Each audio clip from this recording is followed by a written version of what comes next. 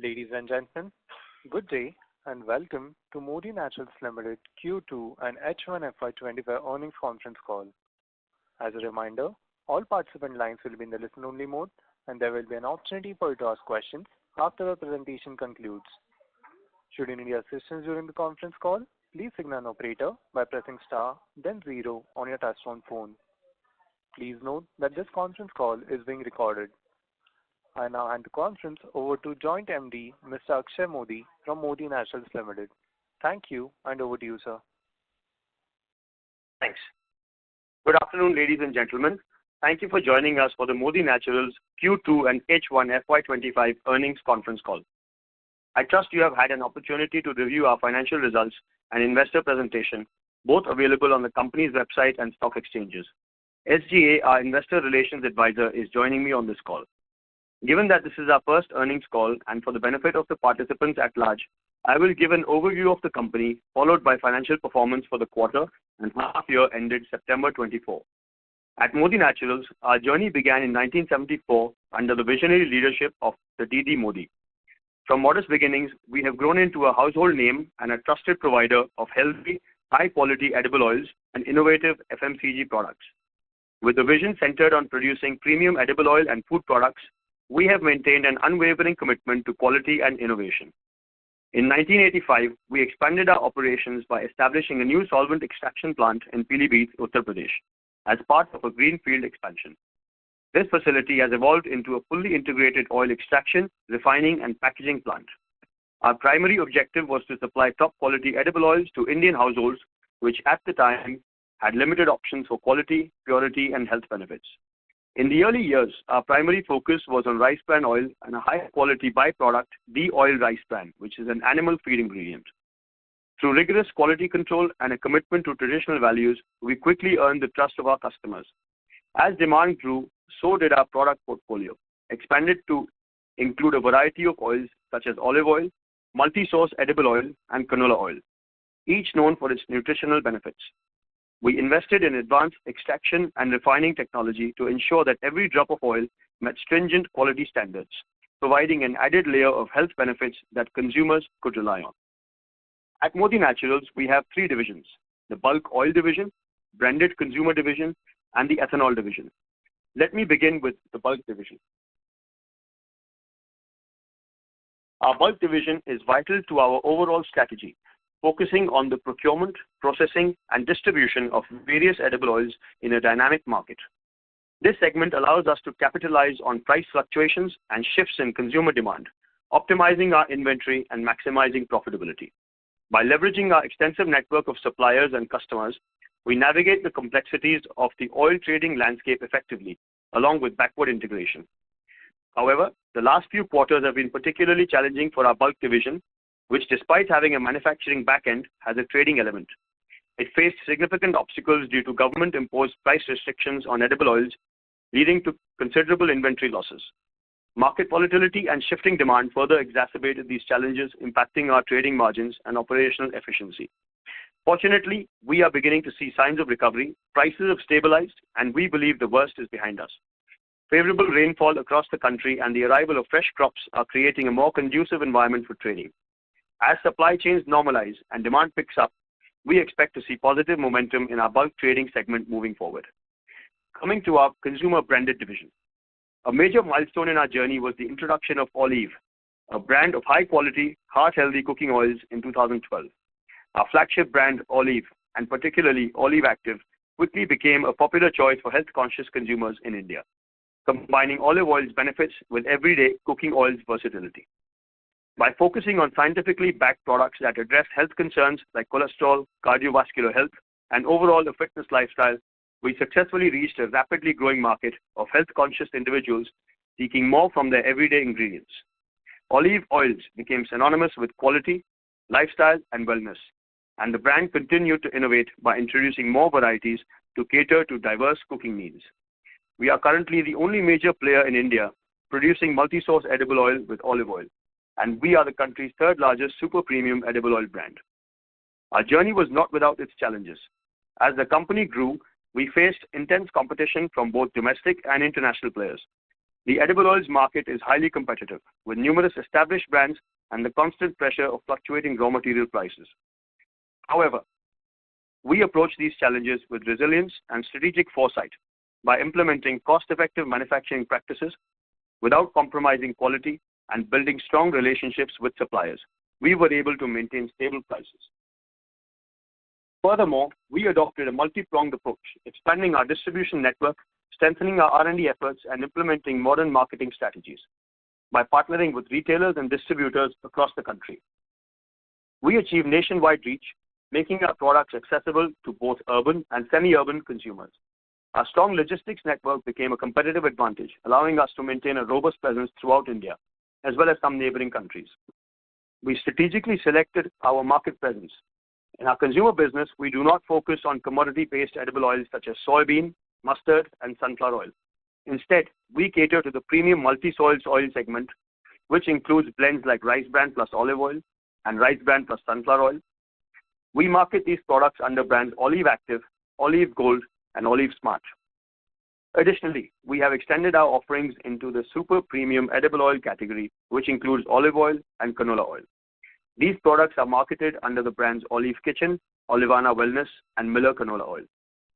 Additionally, we reinforced our commitment to quality and transparency by investing in R&D facilities and enhancing our product packaging to clearly communicate health benefits. This dedication to innovation and consumer focus paid off as more people recognized and trusted Modi Naturals as a provider of healthier, high-quality oils.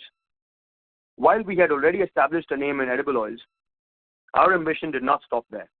Recognizing opportunities in the FMCG sector, we strategically diversified our product line to cater to a broad range of consumer needs. This expansion enabled us to enter new product categories, including premium oils and other food items, thereby creating a strong, diversified brand presence. Recently, we also ventured into the ready-to-cook snack category, introducing products that align with our philosophy of health, convenience, and taste. We have developed strong brand identification to better align our products with consumer expectations. For example, the Olive brand is associated with health and wellness, which is why we extended it under a sub-brand Olive Kitchen, with which we guarantee healthier for you food products with significant innovation and product differentiation, ensuring our consumers receive high quality with great taste and nutrition. This range includes items like Olive Kitchen pasta and peanut butter and Super Soup, India's first ready-to-cook soup with pre- and probiotics. Additionally, we elevate the snacking experience. We introduce Pipo, our popcorn brand, which comes in flavors such as cheese burst, peri-peri, tomato salsa, and tandoori. Our roasted peanuts also offer both international and local flavors, including smokehouse barbecue, Himalayan rock salted, etc. To enhance the beverage experience, we launched Jinx, a line of powdered, ready-to-mix drinks available in various flavors enriched with vitamin C. Our products cater to a generation seeking quality, taste, and nutrition in quick-to-make food options. The decision to expand into FMCG was driven by our desire to provide consumers with choices that are not only healthy, but also flavorful and convenient, aligning with modern lifestyles. Additionally, we will leverage the ecosystem that supports our oil business, including quick commerce and e-commerce platforms, a robust network of distributors, direct access to retail stores, modern outlets, and CSD army canteens. This approach will allow us to efficiently distribute our products while ensuring they are readily available to consumers in various shopping environments. By utilizing these established channels, we aim to enhance visibility and accessibility, ultimately driving sales and strengthening our market presence. This integrated strategy maximizes our reach and fosters greater customer engagement and satisfaction. This will reduce our effort to a large extent. Introducing these new products is a testament to our adaptability and vision. By closely monitoring consumer trends, we swiftly identify and address market gaps. We have been in the branded consumer business since FY12, and from day one, we have approached our decisions with extreme caution and careful analysis. Our business has been profitable from the very beginning, which underscores our commitment to sound strategies and prudent management. We will continue to uphold this philosophy as we move forward, ensuring sustainable growth and long-term success in a competitive market. Let me now move on to our new segment, the ethanol division. We strategically entered the ethanol division, a move that promises both economic growth and a positive environmental impact. Let me explain the reasoning behind this expansion. India is aggressively pursuing energy self-reliance with an ambitious goal to achieve a 20% ethanol blend in petrol by 2025. This shift toward ethanol, a biofuel derived from biomass resources, holds great potential for reducing fossil fuel dependency, enhancing energy security, curbing environmental pollution, and increasing farmer and rural income. The government's strong push for ethanol in production via the EBP program presents a valuable opportunity for companies like ours to diversify into a sector with rapidly growing demand. We have a rich legacy in processing agri-products. With decades of expertise in oil extraction and refining and the safe handling of resources, we have developed the necessary infrastructure and technical know-how to transition seamlessly into ethanol production. Our agri-processing sector experience equips us with the critical skills required for efficient processing and product quality management, two key aspects of ethanol production. Furthermore, with decades of experience in handling various types of oils, we have a deep understanding of grains and protein byproducts as commodities, which allows us to effectively navigate the complexities of this market. This expertise is the reason we have decided to enter the grain-based ethanol sector, positioning ourselves to leverage our knowledge and drive sustainable growth in this emerging industry. We have established a 100% wholly owned subsidiary, Modi Biotech, and have strategically entered Raipur in Chhattisgarh. This state, along with Odisha just 100 kilometers away, is rich in grains and produces up to 3 crops per year. This location gives us a significant advantage in easily procuring raw materials. Additionally, our plants are strategically located near all major oil manufacturing companies' depots, which helps us reduce logistic costs and strengthen our relationships with them. We began establishing our plant in April 22 and commenced commercial production in November 23. Currently, our manufacturing facility is set up for 130 KLPD, for which we have incurred a capital expenditure of approximately 150 crore. Furthermore, we are working toward expanding our capacity with an additional 180 KLPD ethanol distillery, which will bring our total capacity to 310 KLPD. We estimate a capital expenditure of approximately 100 crore for this additional capacity, and we have recently completed the engineering work. Construction is set to begin in Q3 of this financial year. We are excited to announce that we have recently secured an order worth 300 crore for our upcoming ethanol year, which spans from November 2024 to October 2025. This achievement is a testament to the hard work and dedication of our team and showcases our commitment to excellence and innovation in the ethanol sector. Receiving this order not only reinforces our reputation as a reliable supplier, but also inspires us to push beyond our limits in pursuit of sustainable growth. We look forward to the opportunities this order presents and are dedicated to delivering high-quality products that meet the evolving needs of our customers. As we expand our operations, we are confident that we will reach new heights and make a significant impact in the industry.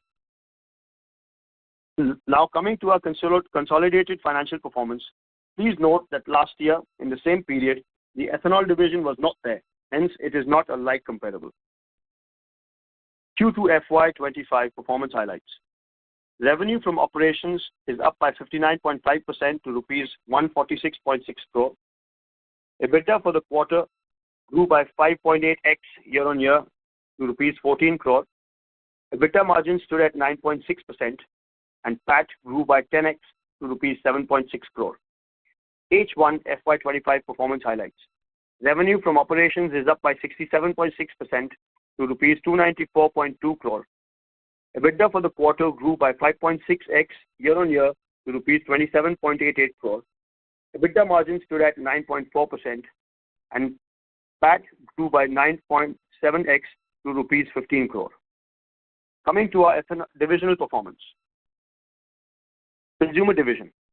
Revenue for Q2 FY25 stood at rupees 46.6 crore compared to rupees 47 crore in Q2 FY24, and H1 FY25 stood at 86.6 crore compared to rupees 85.8 crore in H1 FY24. Largely, the revenues for Q2 FY25 and H1 FY25 have remained flattish on a year-on-year basis owing to a reduction in oil prices and seasonality factors at play. EBITDA for Q2FY25 stood at rupees 4.6 crore as compared to rupees 5.2 crore in Q2FY24, and for H1FY25 stood at rupees 10.6 crore as compared to rupees 9.5 crore in H1FY24. Increased in ads in Q2FY25 had an impact on EBITDA, and this is in line with our strategy. Further, we are scaling up the pasta portfolio under the Olive Kitchen brand with celebrity endorsement and targeted advertising. Overall demand is improving, driven by expanded distribution, innovation, and new product launches in our food basket. Bulk division. In Q2FY25, our revenue stood at rupees 19.6 crore as compared to rupees 44.9 crore in Q2FY24.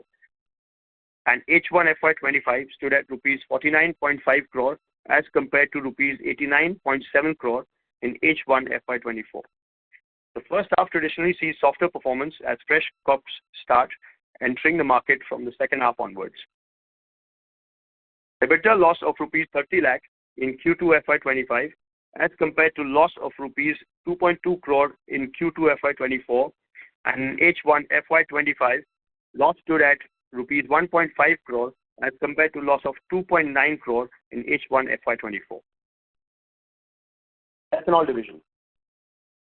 In Q2FY25, our revenue stood at rupees 80.4 crore, and for H1FY25 stood at rupees 158.2 crore. EBITDA for Q2FY25 stood at rupees 9.9 crore, and for H1FY25 stood at rupees 19.4 crore. The ethanol distillery has stabilized and is currently operating at its optimum capacity. Engineering work for Phase 2 expansion has been completed and construction will begin shortly. Given our place today, we believe our consolidated revenues for FY25 will increase by 75% to rupees 700 crore from rupees 400 crore. Division-wise split will be as follows. Branded division revenue will contribute rupees 210 crore. Bulk oil division revenue will contribute to rupees 215 crore, and ethanol division revenue will contribute to rupees 275 crore. The revenue growth will be attributed to as follows. Consumer division. We will be launching new products in niche categories. Furthermore, our focus will be on expanding our assortment in quick commerce, modern trade, and general trade. We will be hiring a new brand ambassador and increasing our advertising spend moving forward. Bulk division. With good rains and fresh crop starts entering the market and macroeconomic conditions continue to improve. Ethanol division. We have recently received an order for ethanol of rupees 300 crore from multiple OMCs for 41,600 KL, which is in line with our capacity, for the following ethanol sugar year starting November 2024. Along with the sale of byproducts, this firms up our revenue for the upcoming year. We are in the process of expanding our manufacturing capacity to 310 KLPD, i.e. expansion of an additional 180 KLPD with an estimated capex of rupees 100 crore. We expect EBITDA in FY25 will be at rupees 50 crore as compared to rupees 9.1 crore in FY24. Further, PAT is expected to be at rupees 30 crore in FY25 from a loss of rupees 1.4 crore in FY24. Margins and profitability. Our focus will be on enhancing profitability as increased cash flows will drive greater investment in our branded consumer business. Furthermore, EBITDA margins will improve, supported by a stronger product mix in the branded segment and robust performance in the ethanol business. With this, now I can open the floor for the questions and answers. Thank you very much, sir. We will now begin the question and answer session. Anyone who wishes to ask a question may press star and 1 on their touchtone telephone. If you wish to remove yourself from the question queue, you may press star and 2. Participants are requested to use handsets while asking a question. Ladies and gentlemen, we will wait for a moment while the question queue assembles.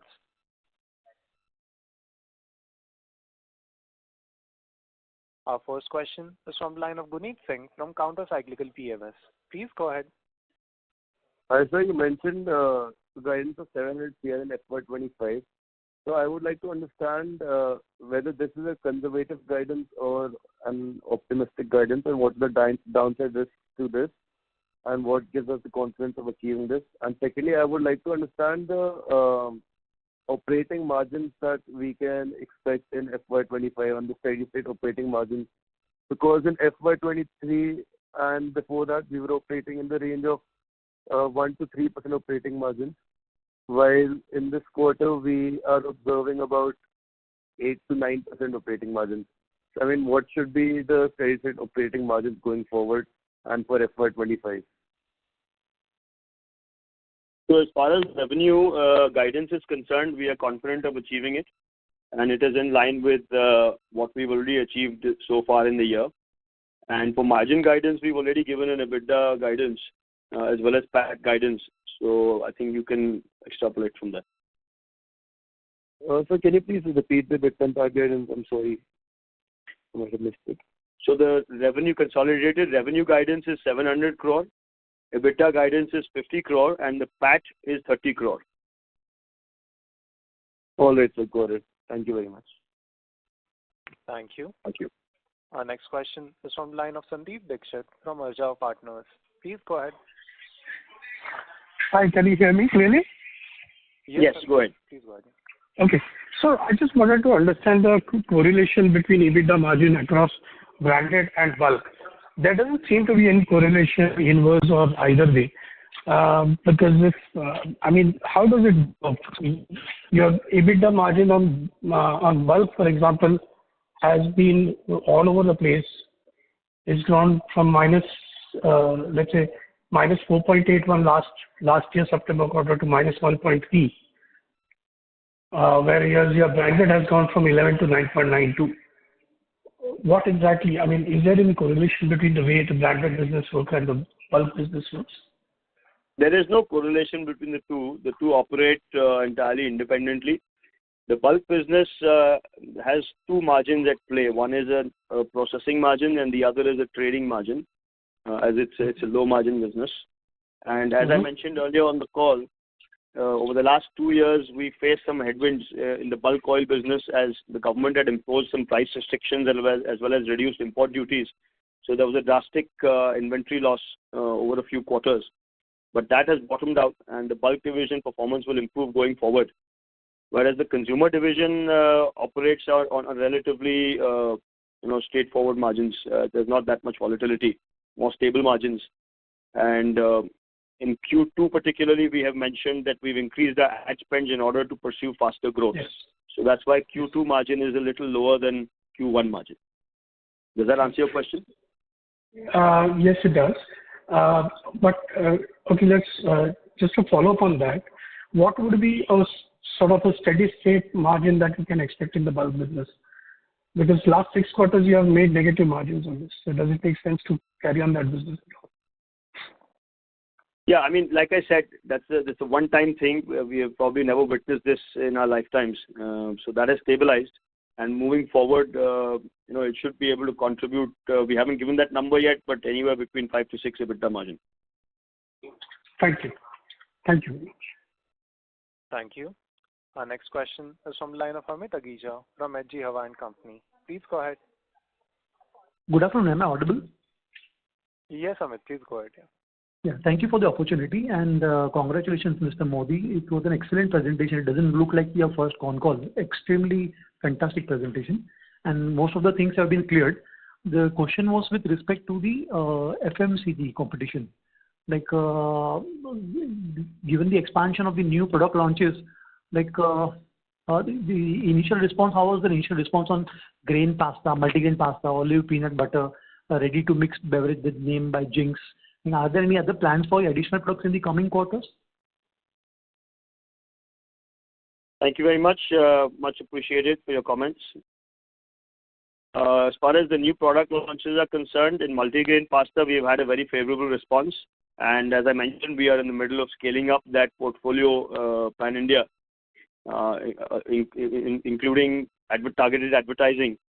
And for the other two as well, as far as the peanut butter is concerned, yes, that's a very crowded market, but we have some product differentiation there. And we aim to carve out a niche for ourselves within that. And Jinx is fairly new. We piloted this in the summer as it's a seasonal product, and we've got a very good response, and we'll be scaling it up in the upcoming season. Okay, and the last question was connected to the ethanol division. Can you elaborate the timeline and expected final impact on the phase 2 ethanol plant expansion, and will there be any specific challenges in scaling from 130 KLPD to 300 KLPD? So, with the experience of the first plant now, we are able to execute faster. The 180 KLPD engineering work is already completed, as I mentioned, and we'll be starting construction as early as maybe 2 weeks from now. And we hope to complete it by the second half of next financial year. Any specific challenges? Not at present. I don't see many challenges. Thank you. It was very helpful. Thank you, and all the best for future, and happy Diwali to the whole team. Thanks, same to you. Thank you. Our next question is from the line of Rohit from Marshmallow Capital. Please go ahead. Thank you for the opportunity, and I would like to echo the comments of the previous participant. It was excellent opening remarks statement. It was quite comprehensive and helped us get a context for the company. So my questions are, the first one on the olive business, the consumer business. So while the year-on-year business revenue is stagnant, even if I see on a yearly basis, last 3 years has been roughly around 150 to 180 crores. So I understand there is a fluctuation, might be a fluctuation because of the edible oil price change, but could you give us a sense of how the volumes have moved over the last 3 years in this business? So we have not shared volume data yet, but commenting on the revenue, yes, last 2 years, oil prices were down consecutively and down to the extent of almost 40 to 50%. So despite that, we have had stable revenue. And the other reason was also that while we were investing in our ethanol division, we had reduced our ad spends over the last year or so significantly. But now, since all the divisions are performing well, we've increased our ad spends to target a faster growth rate. Okay, fair enough. But so am I right in thinking that in the oil part of our consumer business, we follow the MRP route, and hence the reduction in oil prices doesn't impact us so much, or beyond a certain level, we do pass on the price benefit? Is that how it works? That's similar to most FMCG. So with a little bit of price movement, we manage that with consumer offers, and beyond a point, then we have to take price reductions. Got it. So is it fair to assume that you have taken considerable price reductions over the last 2 years, and hence the volumes have improved? So in some sense, I want to understand that the market share in the country has improved, because revenue doesn't seem to indicate that. Yes, I wouldn't be able to comment on the volumes, as I said, but as far as revenue is concerned, you're absolutely right. Yeah, so I don't want the exact number. Volumes qualitatively, it has improved over the last 2-3 years. Yes, of course. Otherwise, we won't be able to maintain revenue when oil prices have fallen by 40%. Okay, thank you so much.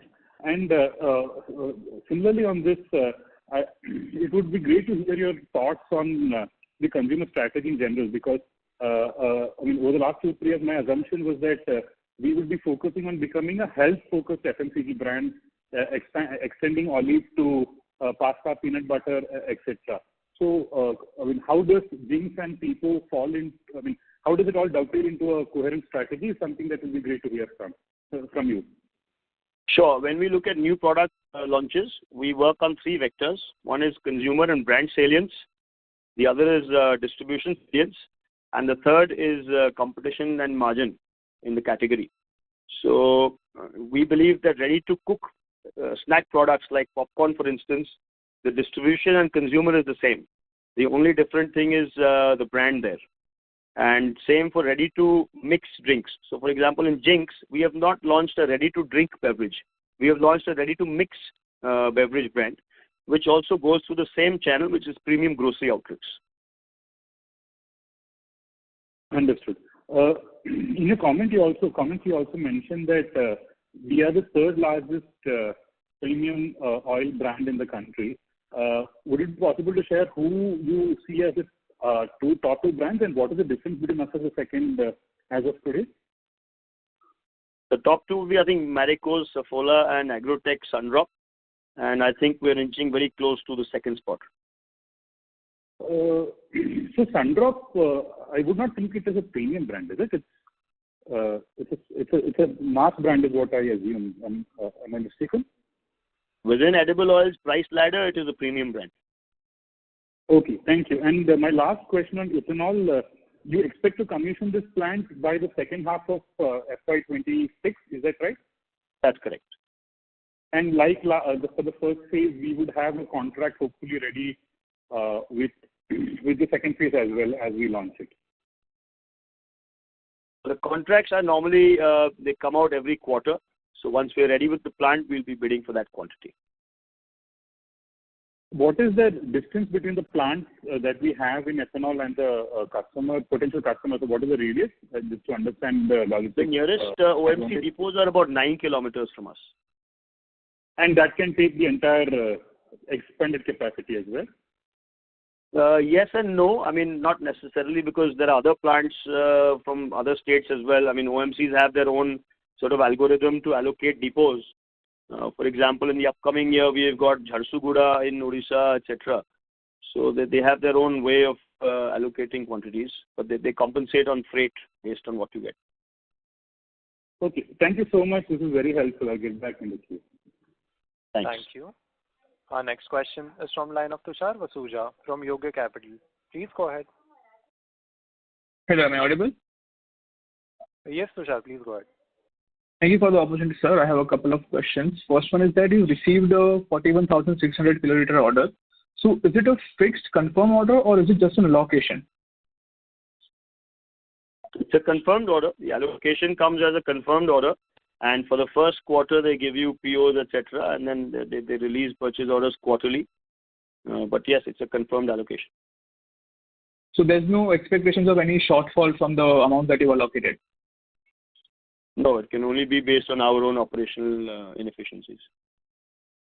Okay, sir. And so it also mentions that the entire order is worth around 300 crores. That comes around to around 72 rupees per liter. So are the prices for 24-25 season out, or is it a rough estimation based on your part? This is based on the current prices in the tender. So these prices will be followed for the next year also?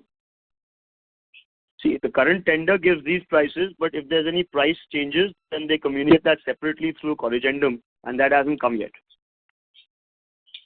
Okay, so there is a chance of the order size being changed later on? Yes, that's correct. Hopefully only upward. Yes, sir. And sir, what was the A&P spend as a percentage of revenue for this quarter, and how will it shape up going forward? So we'll get back to you with that data, please. Okay, sir.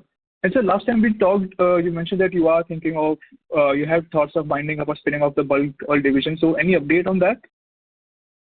No, it's too soon. Like I said, we will take that decision as and when. Okay, and so just last one question. Is the Concall going to be a regular quarterly thing from now on, or no? Yes, that is our thought process, yes. Okay, sir. Okay, sir. Thank you. Thank you. Before we take our next question, we would like to remind participants that you may press star and 1 to ask a question. Next is a follow-up question from line of Rohit from Marshmallow Capital. Please go ahead. Yeah, so I just wanted to confirm the EBITDA margin possibility for, so is this the standard, the normalized EBITDA margin that we can generate around 12.5 that we see this quarter? For which division? Ethanol division, sorry. Yeah, ethanol division, as I said, I think given where we are and how we're operating our plants and the value addition we're doing on our byproducts, I think 10 to 12% margin is achievable, maintainable in the near to medium term. But this would, the band would expand once we come into new capacity, is that right? I think it's kind of modular, right? So only some amount of operational leverage is there in terms of manpower costs, etc., but the product cost remains the same. Sure, understood. And so what is the working capital? I mean, let's say the working capital investment as a percentage of sales for the ethanol business on an annual basis? On an annual basis, I'll have to check that number. We'll get back to you on that. Yeah, so effectively what is the payback period or the return on capital on an annual basis we can get from ethanol is what I'm trying to understand. That's it. Yeah, I mean, my team informs me that for FY25 ethanol division, we're looking at ROCE of approximately 18.5%. Okay, that's helpful. Thank you. That's it from me. Thank you so much. Thank you. A reminder to the participants that you may press star and one to ask a question. Our next question is from the line of Akshay Jain from Jain Capital. Please go ahead.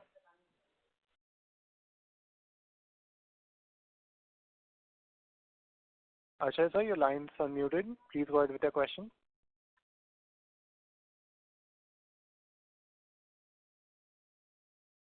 Hello.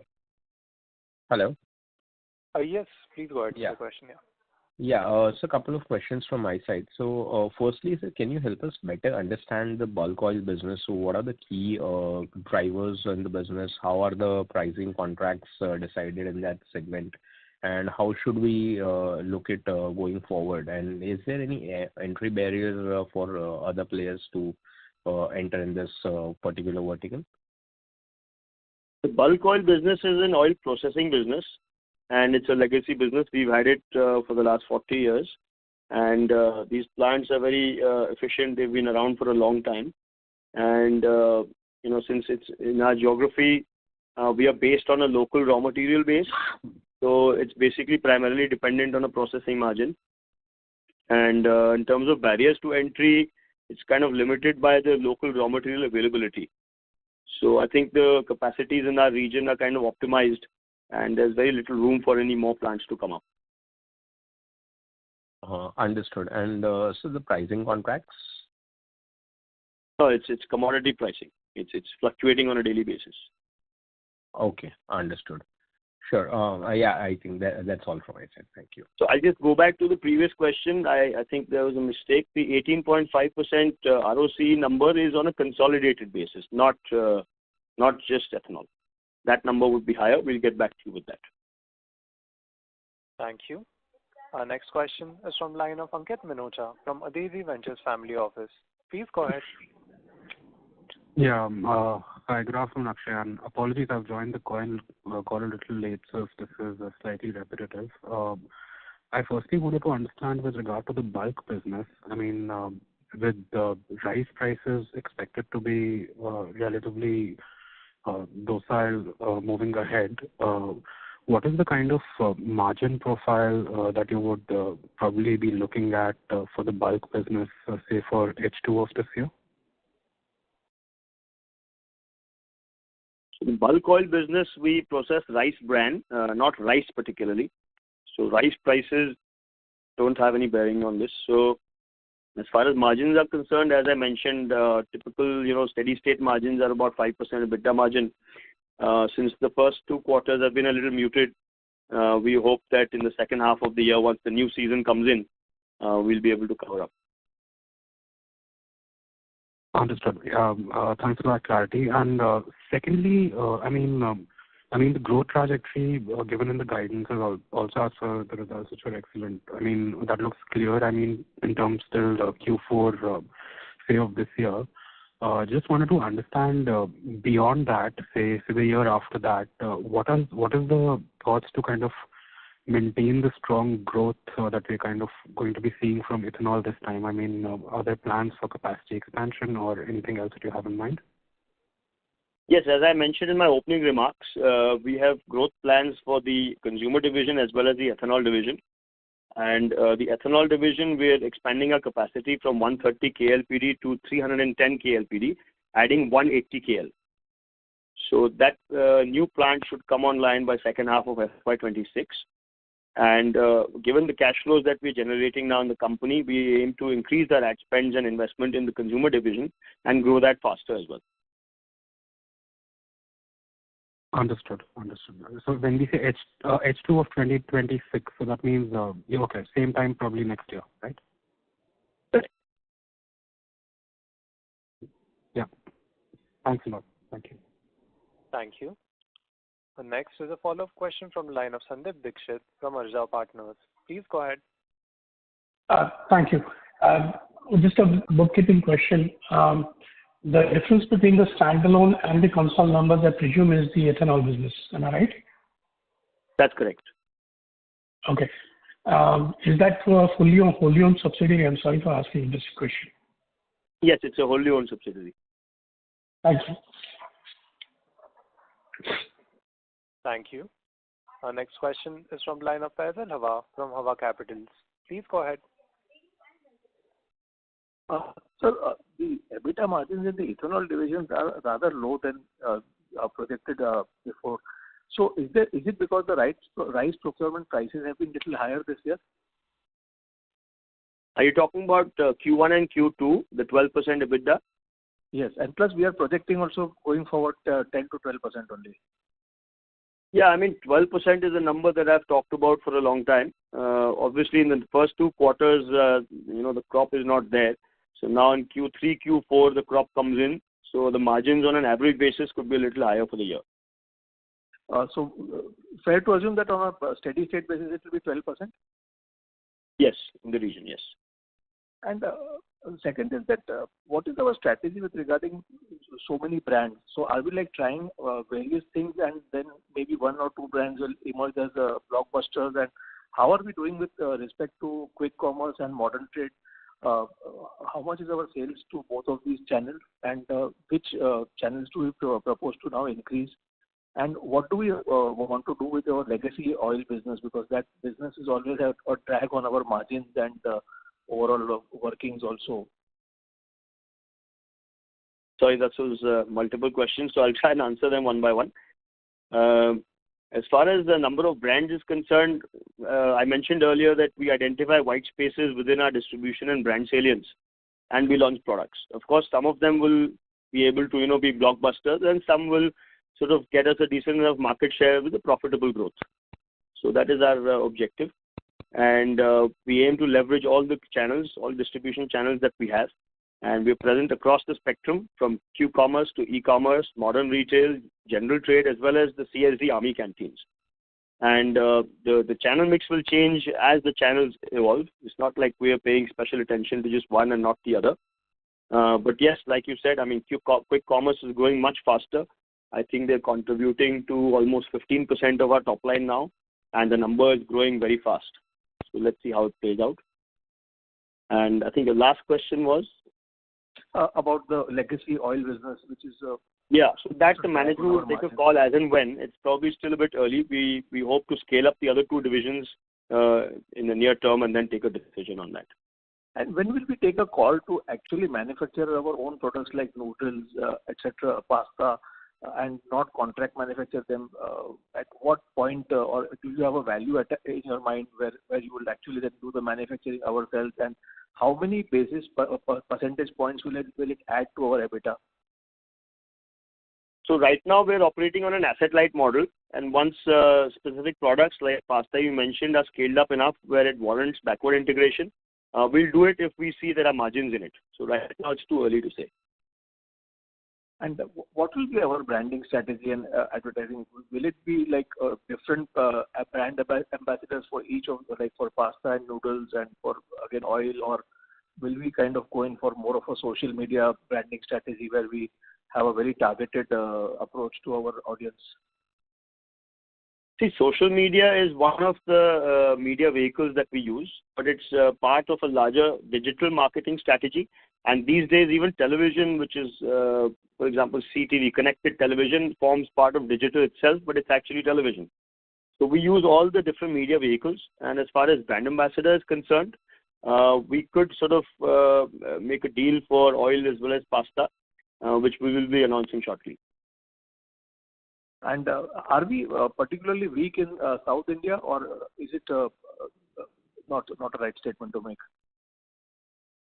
South India is also quite vast. So, for example, in Andhra, Telangana, and Karnataka, we have decent volumes and market shares. Maybe Tamil Nadu and Kerala, we are relatively weaker as we entered those markets much later, and we hope to catch up.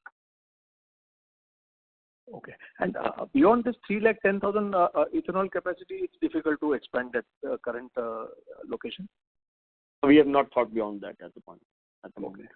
Thanks a lot. I appreciate you answering my questions. Thank you. Thank you. Our next question is from line of Rohit Thakur from 4P Capital Partners. Please go ahead. Hi, thanks for taking our question, and thank you so much for this fantastic presentation, Mr. Modi. Just a couple of questions that we had from from our perspective. One is, could you help me understand what is your utilization level at the ethanol plant for the last quarter?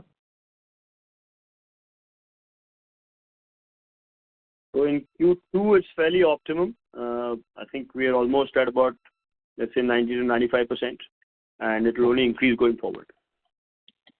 Got it. Okay. In terms of your consumer business, what's the split in revenue from your edible oil versus non-edible oil business?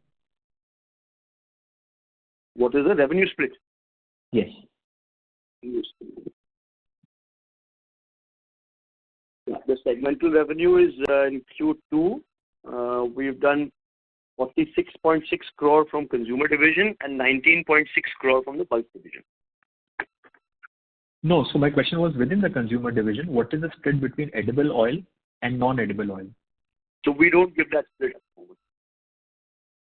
Okay. But you can say foods would be about, non-oil sales would be about 15%.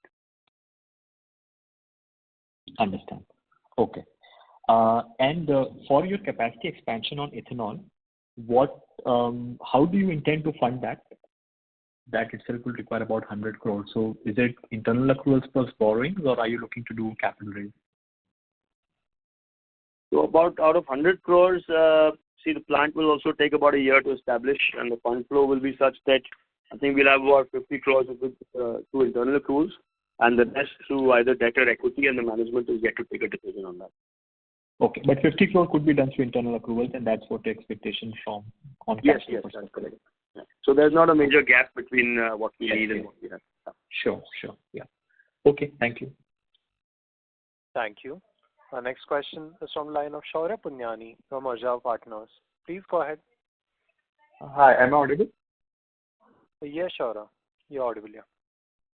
So I have two quick questions. So we are guided for a big 75% growth in FY25. So what is the growth momentum we are seeing subsequent, like FY26, 27? We haven't given a number for that yet, but like I said, we expect high growth from two divisions, which is the ethanol division and the consumer division. In the ethanol division, we will be increasing our capacity from 130 KL to 310 KL, and that expanded capacity should come online by second half of FY26.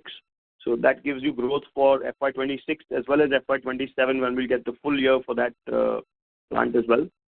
And consumer division will continue to grow. Okay. And what is the current ad spend to sales ratio? And So we'll get back to you on that number, please. Okay, sure. Thank you. Thank you. Next is a follow-up question from the line of Ankit Minocha from Adezi Ventures Family Office. Please go ahead. Yeah, I just wanted to also understand that the recent import duty on oils. How does that affect us, whether it's positive or negative, and would that also mean price increases due to some compulsion or due to strength? So your first question is about the import duty. So let me answer that first.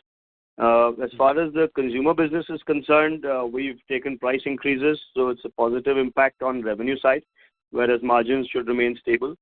On the bulk business side, it's a very positive impact because as prices increase, trading margins will reverse from negative and come back into positive. And at higher price points of oils, we feel that more raw material comes into processing for oil rather than going for other uses. So it's a positive impact for our bulk business as well. What was your second question, please? I think you've already answered that in terms of the price increase. So any price increases planned on the consumer business as well? Yes, so that's already happened. Yeah, so what is the import regulation? How does it affect you in terms of the olive oil, the change in import regulation in terms of raw materials? I didn't understand your question, sorry. Just the regulation, the new import regulations, does that mean that the raw materials also become... You mean the import duty? Yeah, the import duty. The import duty has gone up on other soft oils, not on olive oil. The olive oil import duties are already at the peak. Right. So could there be also a play coming from substitution into olive oil? So our product portfolio is very diversified and strategically, positioned to take care of this. So we have pure olive oils, and then we have multi-source edible oils, which are blend of olive oil with other oils, and that helps us maintain, price points and margins. And in the blends, does this import duty impact you? It impacts us on other soft oils. So, for example, if import duty goes up on palm oil, soybean oil, and sunflower oil, it affects the entire basket at the bottom end. So even rice bran oil prices go up. So it affects us to that extent. And we've taken price increases for the multi-source oil, and so has the rest of the industry. Understood. So thanks for the color there. Secondly, this might be slightly hypothetical, but is there any link to Godfrey Phillips as a business? I believe Any link to? Any link to Godfrey Phillips at all as a business for you guys? I believe your office is close by, but no, is there they're any two different entities. They're completely different, is it? So yes. No synergies of distribution or anything? No.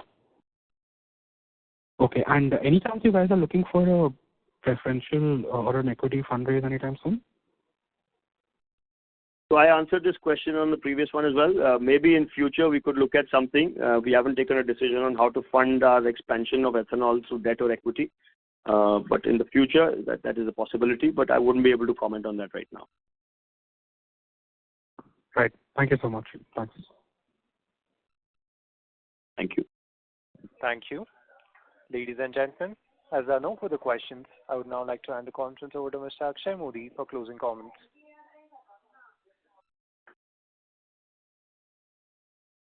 Thank you, everyone. I hope we have been able to answer all your questions satisfactorily.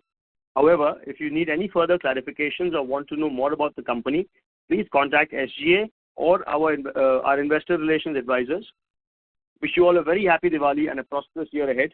And thank you once again for taking the time to join us during this call today. On behalf of Modi Naturals Limited, that concludes this conference. Thank you for joining us, and you may now disconnect your lines.